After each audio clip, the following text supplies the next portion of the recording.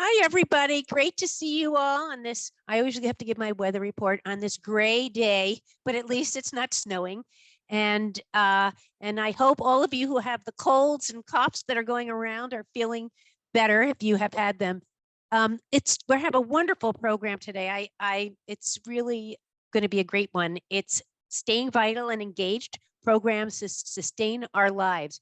And I really want to welcome all of you for coming. We love to see you. And I love bumping into people in the street that tell me that they're watching these, either whether it's on YouTube or live. So welcome, welcome, everybody. I will have to peel off because I have to be somewhere in a little bit, but please enjoy. And these are all recorded and on YouTube. So if you know anybody who would benefit from it, they can get a hold of it. And I'm going to pass the baton to Susan Edgman-Levitan, and enjoy the show. Thank you, Dr. Levine. Welcome, everybody. My name is Susan Edgman-Levitan, and I'm the director of the Stoeckel Center for Primary Care Innovation at Mass General. And before we get started today, I'm going to go over a few of our housekeeping rules. One day, I'm going to just call on somebody as a pop quiz and have someone else do that, because I know so many of you have joined most of these town halls, and so you could also do the housekeeping instructions. So just so everyone knows, Monique has muted everyone to avoid any background noise from interrupting or interfering with our speakers. You can view the speaker on your full screen as they're presenting, or you can go to the upper right-hand corner of your screen and click on Gallery View, and that way you will see the speaker as well as all the other participants. If your picture gets jumpy or out of sync or it's not clear, you might want to stop your video in the lower left-hand corner, because that will speed up your internet connection. For questions, please use the chat function, which is in the middle of your screen at the bottom. We also want to remind everybody to please not ask any personal medical questions, because you'll be asking them of all of us. Everyone can see everything that's written in the chat, but if you do have an important medical question, we encourage you to please reach out to your doctor directly. We look forward to all your questions, and we'll do our best to answer them. So please enter those in the chat, and when our presenters are finished with their presentations, we will move to the Q&A portion of our town hall today. So with that, I want to introduce our speakers, and I actually think this is the perfect presentation for a day like today, and especially given that we're expecting some sort of weather tomorrow. So we are first going to hear from Ms. Janet Seckles-Cerati, who is the director of FriendshipWorks, and she's going to be talking about this wonderful program that helps connect people with others, to provide sort of support and companionship and just friendship. And then we're going to hear from Jim Hermelbrecht, who is the director of the Osher Lifelong Learning Program at the UMass Gerontology Institute. And he's going to be talking about this program, which I actually know many, many people who have participated in, which is a wonderful way for all of us to take some college courses. And then we'll hear from Dr. Matt Russell, who's going to give us an update on geriatric medicine and, unfortunately, the ever-present COVID update. So with that, I'm going to ask Ms. Seckles-Cerati to kick off her presentation. And thanks to everyone for joining. First, I just want to say how delighted I am to be talking to everybody. And as we just said, I wish we were all in person, but this is what we get. And thank goodness for Zoom and for technology for allowing us to see each other, hear each other through cyberspace. So I know the title of the program today is Staying Vital and Engaged, Programs to Sustain Our Lives. But I was asked really to speak to you about FriendshipWorks, and I want to connect these two ideas, because indeed FriendshipWorks is one of the ways that one can stay vital and engaged, particularly for those people who, for those of us who may not be able to get out as much as we used to, who particularly in Boston in the cold winters, or for any realities of our own health that compromise our ability to be as active as we once were. And so what is it that sustains our lives? And some of the specifics may be very dependent on who you are, what passions you have, and what situations you find yourself living in today. But there are commonalities. And as human beings, we are pack animals. We need one another. Sometimes we need one person, sometimes we need a whole group of people. We look for meaning in our lives. We thrive on friendships and on family that keeps us going. We thrive on learning, which Jim will talk about later. And then any interests that we might have, hobbies, loves, music, pets, whatever it is, baseball. So with FriendshipWorks, our programs enable us to be part of any of these things. We want, as I said, we're pack animals, and sometimes there's just that one person. So if you want a new friend in your life to visit with, to be visited by, to do things with, our Friendly Visiting Program is a program you might want to participate in or learn more about for yourself, for a friend, for a neighbor, or family member. And that's where we match volunteers, people from the age of 18 to the upper 80s or 90s, to be a friend with you. And we take great care in making that match, in finding out about what you love, what you want to talk about, what time of day, whether you prefer a man or a woman, what is it that drives your passion that we can find for you a friend, or for you to visit with somebody. If you need somebody to get to a medical appointment to keep your health up to date, and you're afraid to go on your own or you can't, we have a medical escort program that you can participate in. It's not a transportation program, but we will accompany you to a medical appointment, stay with you, make sure that you're getting the care that you need, and make sure that you get home safely. We're not a transportation program, but we are, as I said, a medical escort program.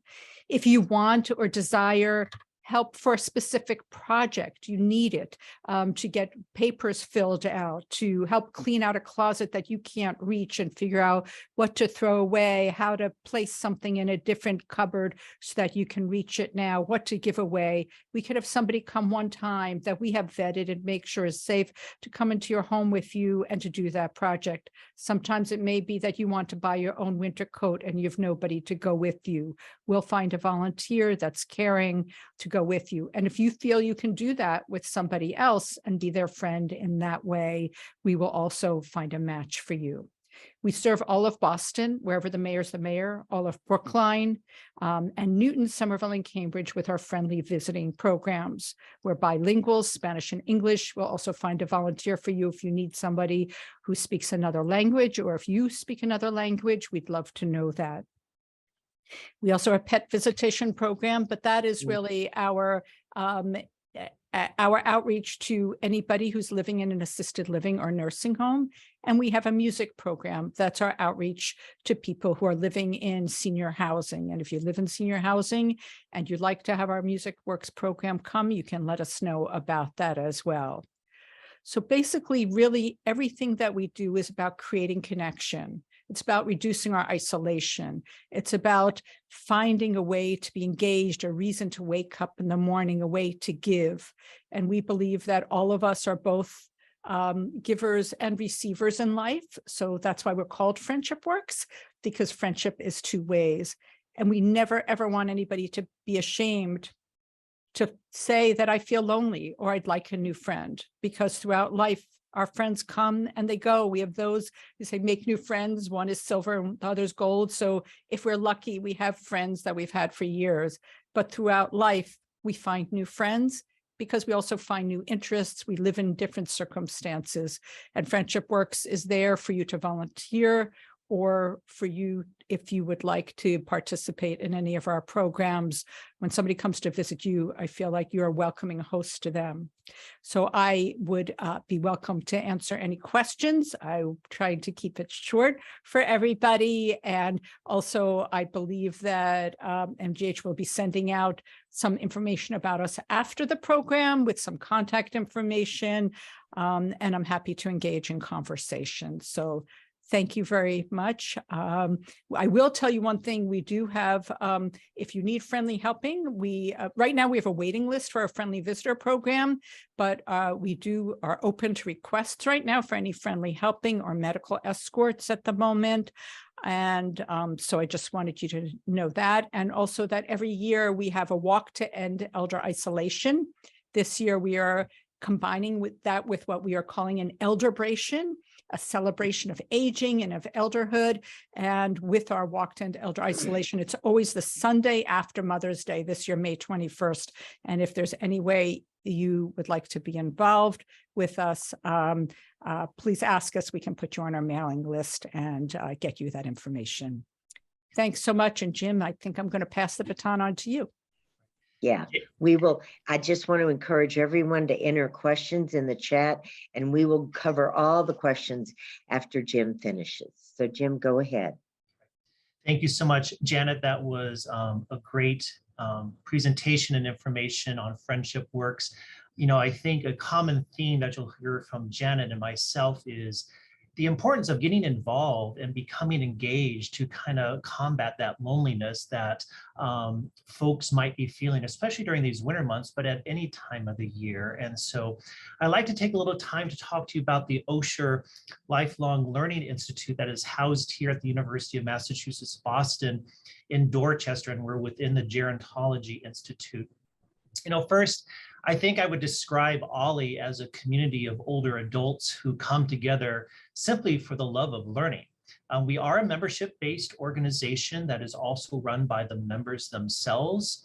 There are several volunteer leadership roles and committees to help create the programs that we do offer our members.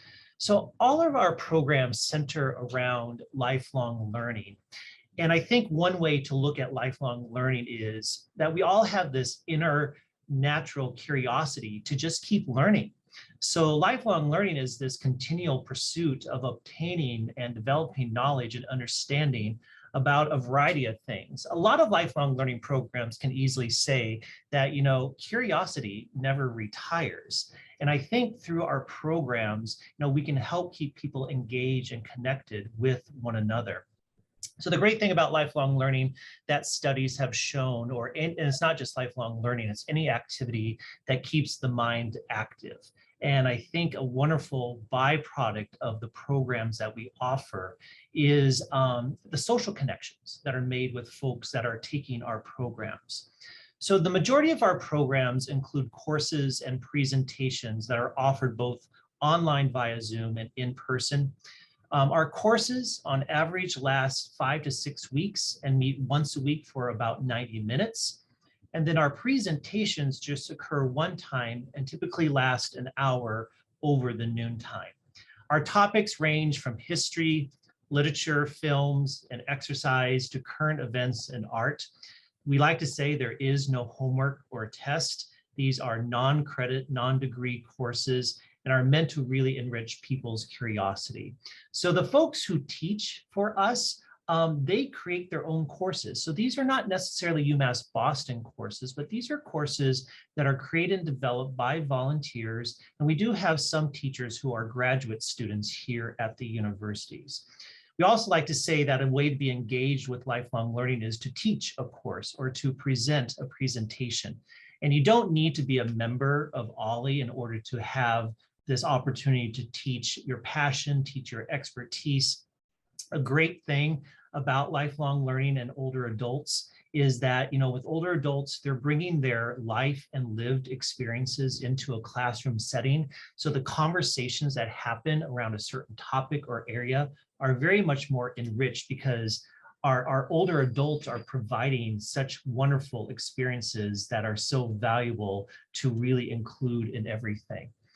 Besides our courses and presentations, our other programs include theater outings. We work with a couple of theater companies here in Boston to do some discounted tickets for our members.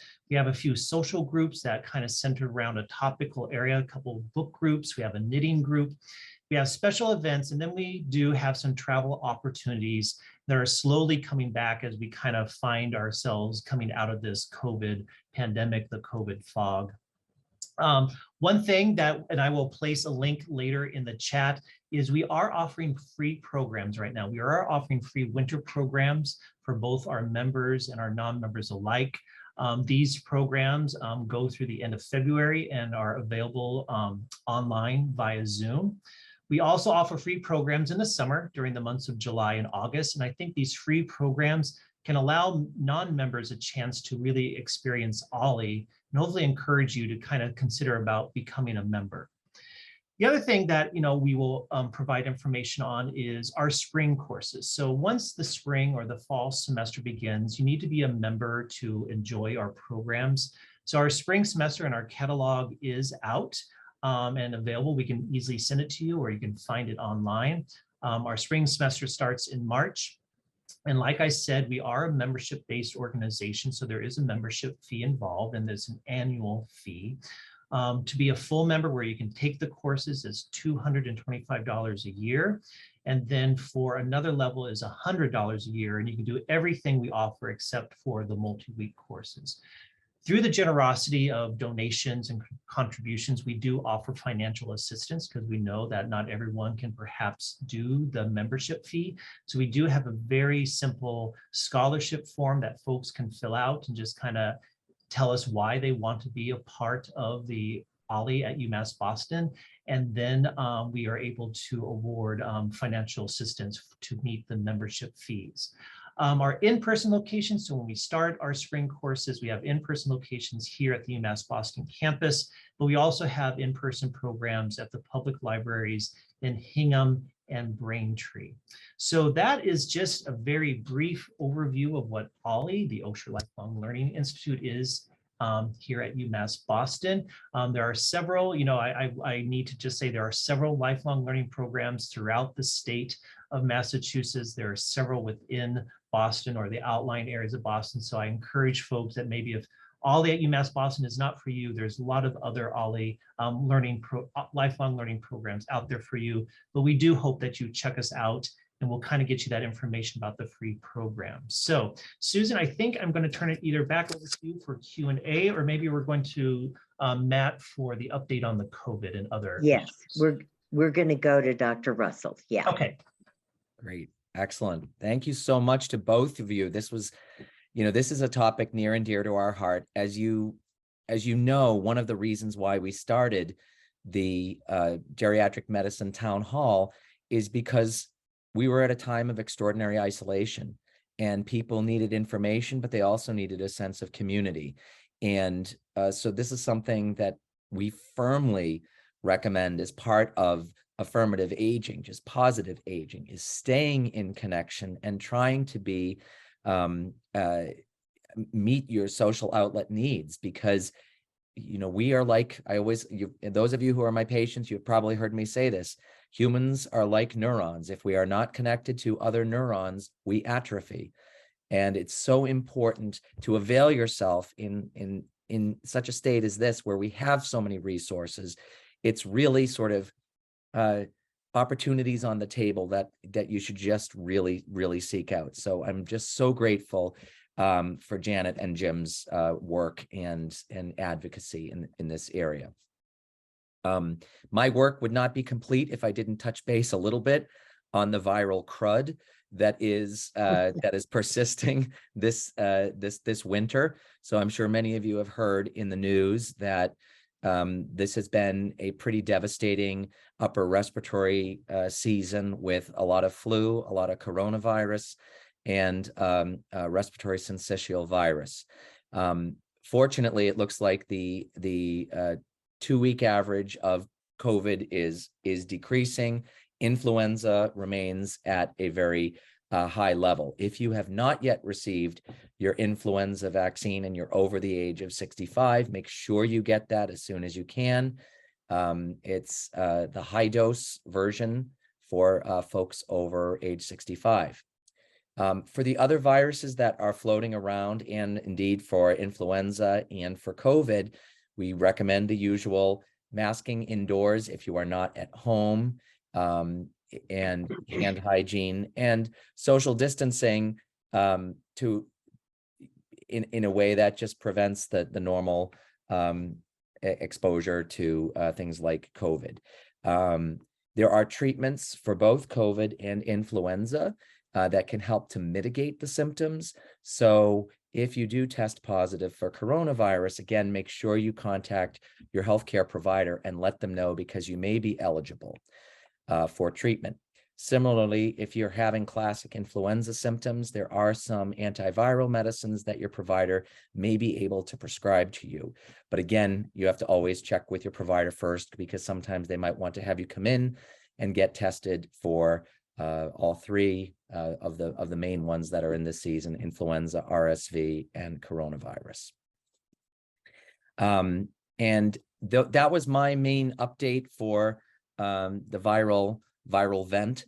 And happy now to transition back to Susan and just let folks ask some questions.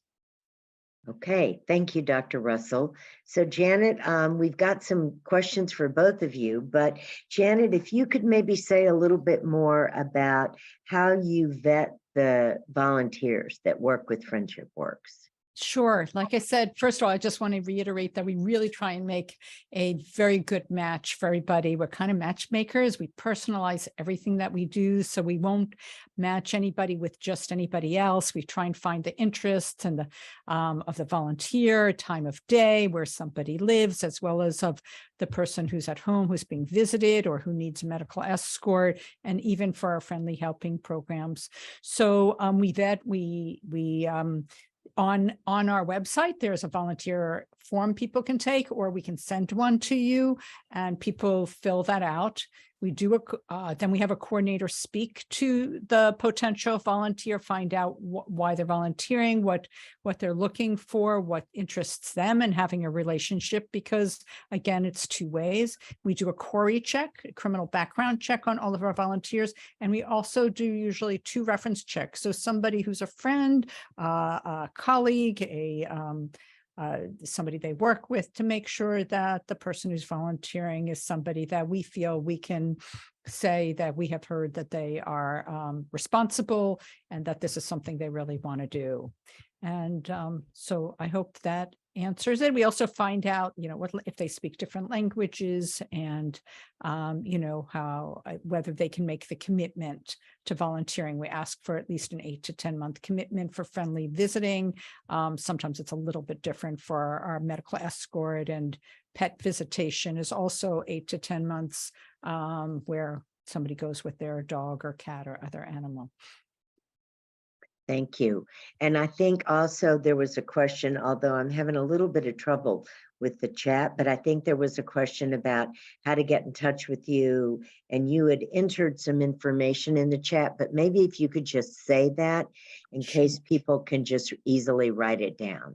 Sure. So if you have a computer, then we do have a website. And if you forget the URL that I'm going to tell you, just look up FriendshipWorks. It's one word. You'll find us in Boston. We're on Chauncey Street in Boston, but it is www. F like friend, W like work, W, oh, wait a second. It's hard to do that. FW4, the number 4, FW for elders. Okay, so FW, the number 4 elders, ELDERS.org. And our phone number is 617-482-1510. Then you do have to listen to see, or like, oh, do you want to talk to somebody for friendly visiting or medical escort or something else? And it will give you that extension. Again, it's 617-482-1510. 1510. Great, thank you. And Jim, maybe if you've also entered information about where to get the course catalog and whatever, but if you could maybe also just say that website so that people, if they're not in the chat, they can write that down. Of course, Susan, be happy to. So again, I'll kind of what Janet says, if you are having troubles accessing, you can search the web for Ollie at UMass Boston, OLLI. Sometimes people like to put an E in Ollie, but there's no E in Ollie. So our website is www.umb.edu/OLLI. www.umb.edu/OLLI. And then our office phone is 617-287-7312. And given all of the people that attend our town halls and their many, many accomplishments, if somebody is interested, this is my question, if someone is interested in actually teaching a course or being part of faculty for your programs, can you say a little bit about how that works and if anybody's interested in reaching out to you about that? Susan, thank you. Yes. So I would say that our folks who teach for us or facilitate a course or presentation really come from all walks of life. I will say that for at least for the membership and even for those who teach, we don't look at educational experience. So, we have folks who are members that maybe have not completed high school, never went to high school. We have folks who have PhDs. Same thing that goes with those who teach for us as well too. Their educational experiences are quite varied. I think I'll first say that for those who teach for Ollie, we do definitely have members of our Ollie who teach for us. You don't have to be a member, but we definitely do have some. What I've found is that a lot of our members like to teach perhaps about their hobbies or their new expertise. So we have had, I can give you two examples. One of our Ollie members, he was in information technology, worked with computers. He now teaches a course on classical music. So he has taught himself and he conveys his passion and really has taught some really wonderful courses on various composers and eras of classical music. We have a former teacher who fell in love with opera. She is now one of our more popular teachers, and she teaches courses on various operas. And she's actually has led a trip down to, so these are one of our trips that we've done, is down to New York City to see an opera at the Met. And so, and then she does an educational piece about the opera they're about to see. So if folks would love to teach, we really are looking at, we again, it's a realm from history, local, world, national, current events, anything health related. So for folks who might have some expertise in various health related issues or areas, I think our members always enjoy learning more about that, becoming more aware. They can simply, so how does it work? So we have this committee, we have a curriculum committee, it's made up of members. We have one of my staff members, she is responsible for actually outreach to try to create or to get more course facilitators and presenters. So Susan, I think the easiest way too is to connect with me, and my email's there. And then we have an online proposal system. So it's a very, I think a simple way. They fill out an online form. We basically look for presenters 6 months in advance. So for our fall program, we'll be doing a call for teachers and presenters coming up in March and April. And then for our spring semester, we look for folks basically in October, early parts of November to teach for us. And so hopefully that kind of answers your question, but I'd be happy to tell a little bit more. I will say most of our facilitators are volunteers. We really, a lot of folks enjoy teaching as a way to give back. They find creating a course fulfills their day. They like that organization. They're sometimes learning a new skill. So it's really a great opportunity, I think, for folks to kind of do some different type of engaging with their mind and give back to folks. That's great. What are some of your most popular courses? Well, I try to be careful on this because I want to remain neutral. So I will say that any film course, our members really love films. Like currently right now, so if you happen to find our Ollie free winter programs, we're doing a winter film series, and the theme this year is resilience. And so we tell you what the name of the movie is, you can watch it on your own and then join us for a discussion, or we do show the movie over Zoom, so you can watch it that way, or go to the Braintree Library. We're actually showing the films in person in the Braintree Library, but films is a big one for us. I would say local history.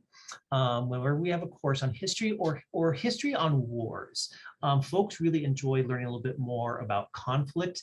Not always an easy thing to kind of wrap your head around, and then I think it kind of goes down to your own personal interests. You know, we have literature courses, and where I said there's no homework, well, if you're going to take a literature course, you're probably going to have to read a little. But music, anything to kind of do with music seems to be popular with our members as well too. So I will say when we have our graduate students, so we do have our Ollie scholars, which are graduate students at UMass Boston teach courses. That's a nice popular piece as well too, because it provides a nice intergenerational experience. Here you have a graduate student who are maybe in their late 20s, early 30s. And with our Ollie members, most who are maybe in their 70s and 80s, is a really nice intergenerational experience in the classroom or on Zoom. That's great. What is one of the resilience movies you're showing? I think we all could do with that right now. Okay, so you're putting me on the spot here. So the one that will be coming, so we just watched Pride, and it was a movie about the miners' strike in England in 1984, and it was about the gay and lesbians in London took donations to give to the small town in Wales. And Wow. so really talked about, and one of the things about the films we're showing is they're based upon true stories. And so it really showed the resilience of both of these groups, you know, very different groups, but sometimes they're facing the same type of discrimination or hardships in that way. So that's one that we're doing. Another one that we'll be doing is The Boy Who Harnessed the Wind, takes place in Africa, true story about this boy who taught himself how to build a windmill to provide energy and for their village. Wow. We have another question for Jim, which is, how old do you have to be able to participate in Ollie? Technically 50. We are funded by the Osher Foundation. There's 125 Ollies across the country. And one of the stipulations they have very few stipulations on how Ollies are run. But one of those is that, you know, folks should be at least 50. Susan, I would say that, again, most of our members are in their 70s, 80s. Our oldest member is going to be turning 97 this year, and she has mastered Zoom. And so, and then I think, you know, we definitely have some folks who are probably in their early 60s as well, too. Okay, thank you. Dr. Russell, we do have a virus question, and that is, can adults get RSV? And I think you're a good expert to answer this. I'm not just a doctor, but I'm also someone who's recovering from RSV. Yes, adults can definitely get respiratory syncytial virus. The reason it's more concerning in children, it has to do with the size of the airways. It's very pro-inflammatory, and airways can become really restricted in younger children. So that doesn't mean we don't feel lousy with it as adults. It's just that we don't have the same level of concern for airway compromise. But it's a doozy, and it certainly can spread like wildfire as well. So treatment is basically supportive, resting, fluids, you know, the usual slew of things that you do when you have a bad cold. Good, peaceful music. Popsicles. Okay, and we've got some suggestions in the chat. Mary O'Connor says that Pride was a great film and it's available on Amazon Prime. And then someone else has suggested Till, as a movie. Mm. And it's going to be, I'm not sure what 4CYW means. Maybe you can type that. Oh, Four Corners. I can't read. I can Anyway, tell that that's a Christine Rose, who was on this call. She Yeah. is part of Four Corners Yoga Wellness. oh, okay. And they have events there as well as doing yoga. They also do events for the community. Great, great. So any other questions or comments? It looks like there's one about COVID. Oh, okay, that just popped up. Yeah. Go ahead, Matt, you've seen it. So we don't have any word yet. I'm only giving the official party line. We don't have any word yet on another round of boosters being required. I think that testing is probably underway somewhere, but we haven't gotten any recommendations. Certainly, if folks haven't gotten the latest bivalent one, that would be the 1, 2, 3, 4. It would be the 5th one if you were getting the Moderna or Pfizer. This would be the 5th one to get. There is a vaccine under development for RSV. It's not yet. Moderna is doing research on that, but it's not yet out. And Matt, can you just say something about how long does that last booster really stay in effect in terms of giving you some coverage? Does anyone know? Not really. No. I mean, I think that from the initial studies about doing boosters, it seemed like it was about greater than 4 months, but now you've got people who have had 5 rounds of boosters. What we're seeing in the hospitals, sometimes people are getting admitted and found to have COVID, but that isn't the reason why they're in the hospital.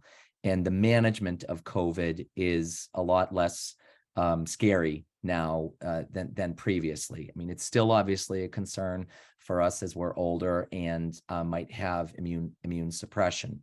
And vaccine is part of the way to combat this, in addition to social distancing, masking, and hand hygiene. Okay, and there's a question about what about a vaccine for COVID, but I'm not sure what that is referring to, because we have several boosters and whatever for COVID. But Matt, do you want to say anything else? Yeah, I don't have any intel on anything rolling down the pike that we're recommending for patients yet. And so I think that as with all of the times we do these town halls, check back in a month and I'll have something completely different to say. But right now there isn't any official recommendation for anything like that. Okay, and the person clarified about like yearly, like kind of like a flu vaccine. Mm-hmm. Yeah, but I don't think we're there yet. Yeah, and then just mixing vaccines. People have done it, but there was one study that looked at it, but it hasn't been something that's sort of become standard recommendation. I mean, at the end of the day, it's take what they're giving you, because that's often what we're dealing with as people are getting vaccinated. It's what that pharmacy has at the moment. Okay, can you say something, and Janet, I will come to you next, but can you just say something about, is there a benefit to switching back and forth from Moderna to Pfizer, et cetera? I don't know that has panned out as proven. I mean, I think it's not harmful. Just whether there's added benefit, I don't think there was one study that looked at it that thought perhaps, but I don't think that makes for a grand recommendation. Yeah.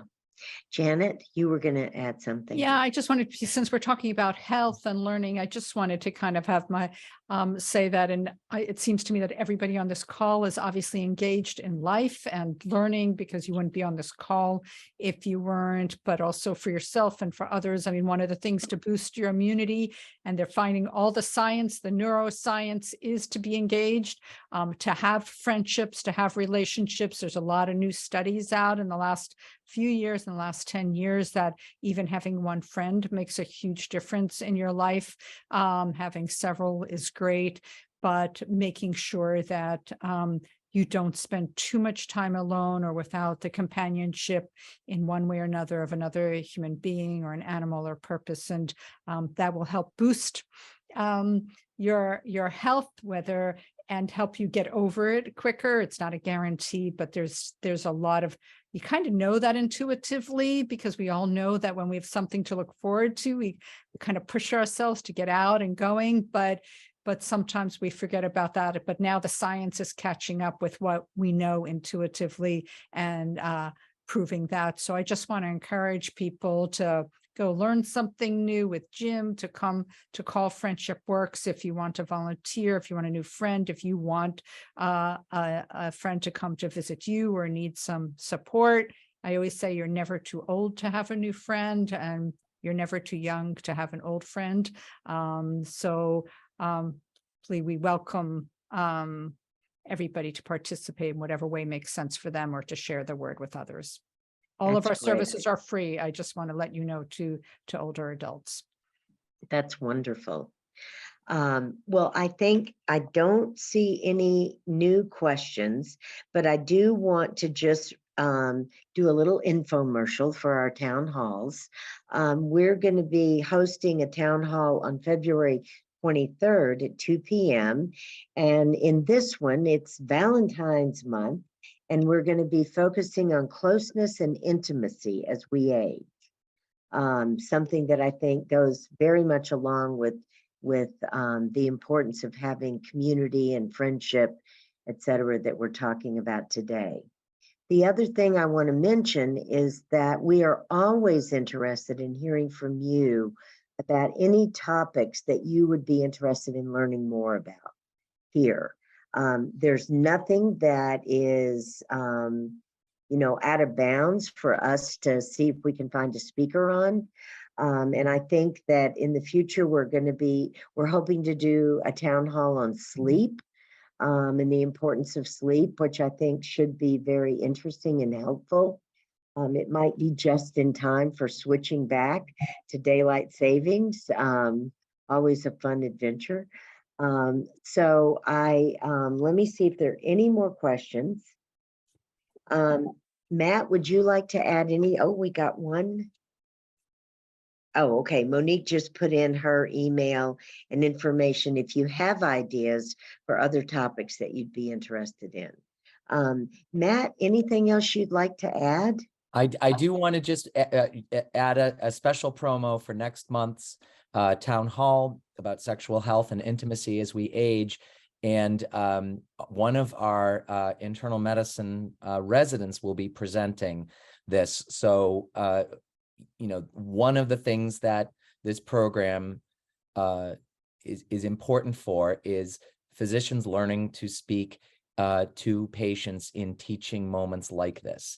And so I would love it if you could all attend and also give us some feedback on that, because these I was going to say kids. These kids are very enthusiastic and they're very very bright, and we love when they express interest in geriatric content and the desire to reach patients. So definitely would love to see you at next month's town hall. Matt, I'm going to share a quote that I read in a biography a few years ago that stuck with me and always makes me smile. The woman she actually is someone from Cambridge who's a writer, and this was an autobiography, and she had very interesting parents, and she was talking about her parents, and she was very close to her mother. And one day she and her mother were taking a walk, and I think her mother was in her 80s, and she said, well, when did you and daddy quit having sex? And the mother turned to her and said, I'll let you know, which I always found delightful. So with that, I'm looking forward to next month and Valentine's Day in February. So I hope everyone has a wonderful rest of your day. And with this, with the storm and everything on the way, it might be a good time to reach out and look at the Ollie catalog and to call FriendshipWorks. So thank you to our wonderful speakers. And also, if you think you may want to teach, I would really encourage you to reach out to Jim to talk about teaching in the Ollie program. Thanks, Susan. All right, you're welcome. All right. I hope everybody has a wonderful rest of your day. Take care. Take care, folks. Thank you.